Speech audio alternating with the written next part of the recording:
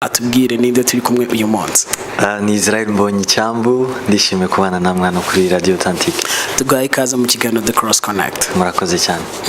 The Cross Connect, wow.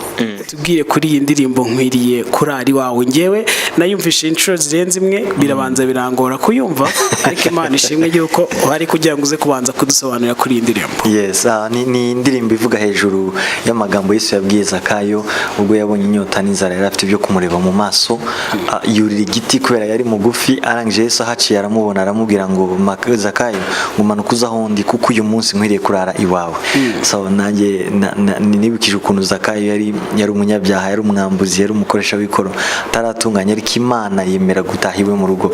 Ndashaka kubwira abanyarwanda n'abandi bose bumva ikirimo indirimba ko uko waba umeze kose, uko waba usa kose, Imana irashobora gutaha mu mutima wawe igihe wayemereye. Nuko kubera ko nari nkereye gutanga ubutumwa butangira umwaka, ndavuga ngo reka mbwire abantu ngo nkwiriye kurariba Uwiteka arashobora kurara mu gutaha mu mitima yabo mu itangira ry'uyu mwaka, kugira ngo abafite ayo marira, abafite byinshi byo kubwira Imana bazabashe kumubwira bari kumwe begeranye. Uti nkwiriye kurari wawe bihura gute no ku marembo y'ijuru?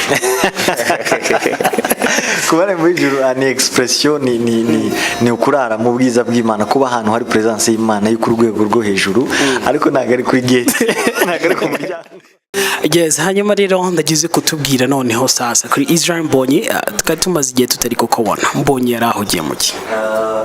Yarahugiye mu gutunganya na album nshyashya, na album ya gatatu ndimo ndatunganya, nubwo ntafite kwimurika vuba, ariko nari mpugiye mu kazi ko gukora uyu murimo kugira ngo nsore izindi ndirimbo nshya ndetse n'ibindi bitaramo bitandukanye nahoze nitabira mu minsi yashize.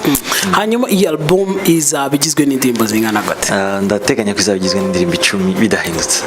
Inganzo yanjye iva ku bintu ku bintu bisanzwe nk'iby'abandi bose, ni mu ijambo ry'Imana, no gusenga na environnement mu buzima bwawe. Nk'ubu dushobora kuba turi kuganira ukavuga akantu keza nkagasigarana mu mutwe, naba ndi njyenyine nicaye nkumva biraje, nkumva something is coming up, ngatangira kwandika. Inganzo yose iva ku kintu runaka ubonye cyakoze ku mutima wawe. Nkwiriye kurari wawe baribwirije mu rusengero bavuga hejuru ya Zakayo na Yesu, ndafashwa nandika indirimbo. Ku marembo y'ijuru nasomye inkuru za Israel nyine za Yakobo, ndafashwa nandika indirimbo. Gutyo. Inganzo rero ni ikintu kiri umuntu atamenya ukuntu asobanura. Ni impumeko ituruka ku Mana, ni Imana ikwigisha gukora ibintu mu buryo bwawe. Indirimbo aho zihurira nuko zose zivuga ubutumwa bwiza. Ibanga n'ukuri ntaryo mfite, gusa kimwe nuko mfata umwanya wo gusengera ibintu byanjye, nkagerageza kubikora neza uko nshobojwe n'Imana, ubundi narangiza nkagerageza kwitwara neza mu bushobozi Imana yampaye. Hanyuma ku bijyanye n'igitaramo, of course hariho technique, hariho equipe technique, ariko cyane hariho gutegura ibintu mu gihe gikwiriye, gusenga Imana ikakwemerera gukora cya kintu. Wajya gukora igitaramo ntubikore gusa kubera abandi bakoze ibitaramo, cyangwa uvuge ngo ngewe wenda buri kwezi nzajya mu gitaramo, cyangwa buri mwaka, cyangwa buri myaka 2, ahubwo ugasetting ikintu cyo kuvuga ngo nzajya nicara nsenge, nuva umutima umwuka w'Imana arahamanya nanjye mu mutima ko ngomba gukora igitaramo, akaba ari gukora. Atari kuvuga ngo wenda buri munsi nzajya mbikora kubera ko ari byiza, cyangwa kugira ngo mbone amafaranga, cyangwa kugira ngo mbone ikindi kintu. Imana igireba impamvu idutera gukora ikintu, akaba nayishyigikira cyane.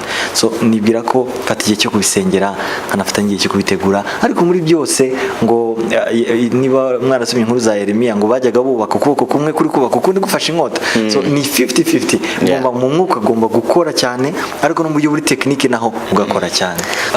Ijambo ririgwa, ijambo ntabwo ari kwa kundi kumwe kera umuntu yajyaga afata Bibiliya ngo arafomboza ngo ahagwa, ngo Imana iremumugishije. Ibyo nanjye najyaga mbikora kera, ariko naje gusanga ari ukwibeshya. Ijambo ririgwa, umuntu afata umwanya agasoma, akiga, ukareba commentaire abandi bagiye bavuga, ukareba n'abapasiteri babigijeho, ugenda ugira ihishurirwa ritandukanye bitewe n'uburyo usoma ijambo. Kandi uko urisomye uyu munsi, ejo urisomye wumva ibindi birushize ibyo wumvishije hashize.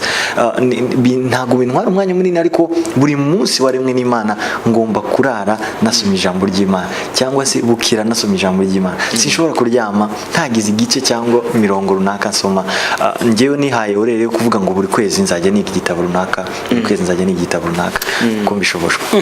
Ubutumwa naheza abanyarwanda nuko ndabakunda, kandi ntago nzabatenguha, nzakomeza gukorera Imana uko nahamagawe, nzakomeza guhagarara mu mwanya wanjye, ntagize icyo mbangamira, kandi nkomeze gukora ibintu biri nk'umukristo.